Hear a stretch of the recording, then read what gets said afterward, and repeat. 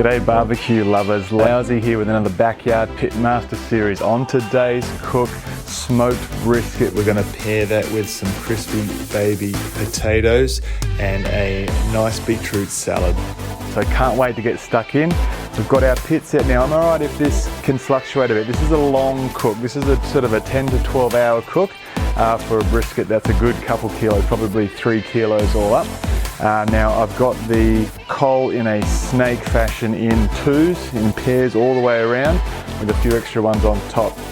Now we're using a plum wood on the smoke today. I haven't used the plum yet and that's going to infuse nicely into the brisket for those first couple of hours and then of course we'll cover it up.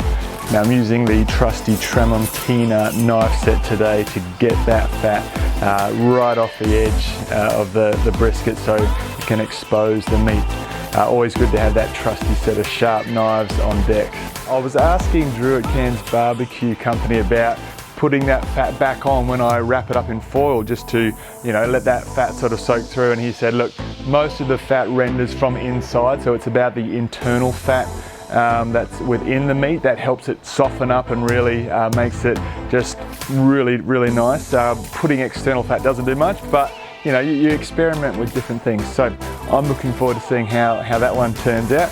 I've set up the 2 thermometers in the pit. Now I've scrunched up a bit of foil and I've poked that thermometer through as our control so we can get an accurate read on the pit temperature, and the other one into the largest portion of the meat to get that internal temperature of the thickest part of the brisket.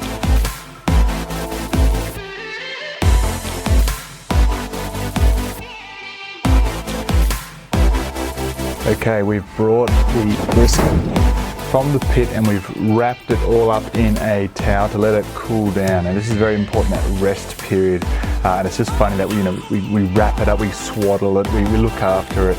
It's very important that we give it the best care possible. But now it's time to carve it up and just have a little look at how tender we did for the brisket. So it reached about 94 degrees Celsius. It was feeling pretty good. I could see a little bit of the smoke ring from the side that I got it. But let's have a look now and see how we did. It's like unwrapping presents. Okay, so it's still very warm. It's been resting for a good sort of 45 minutes. So let's have a little peek. Now I'm going to use the jus use the juices from this to make a jus, I should say. Just on the pan, just a little reduction. Commencing cutting. Oh, that's just gliding through like butter.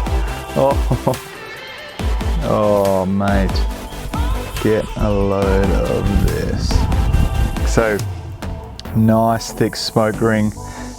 Just on the outside there into a really, it's just falling apart as I cut through that. Oh yes! Oh, I love it. Okay, now time for the taste test. So I'm gonna pull it apart there.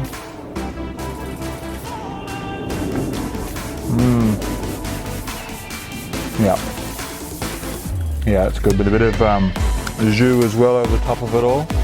It's really tender all the way through. And that pink smoke ring, it's such a depth of flavour. I just love it.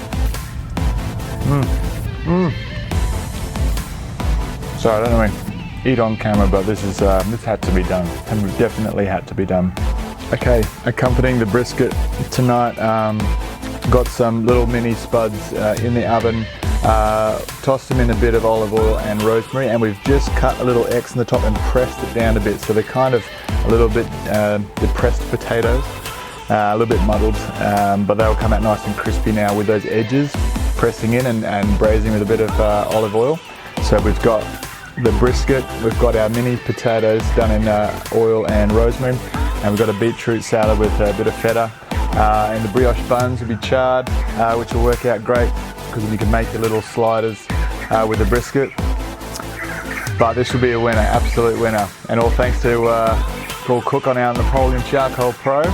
Well, it's time to plate up and feed these hungry mouths. This has been the Backyard Pitmaster series, and we'll see you on the next episode. Cheers.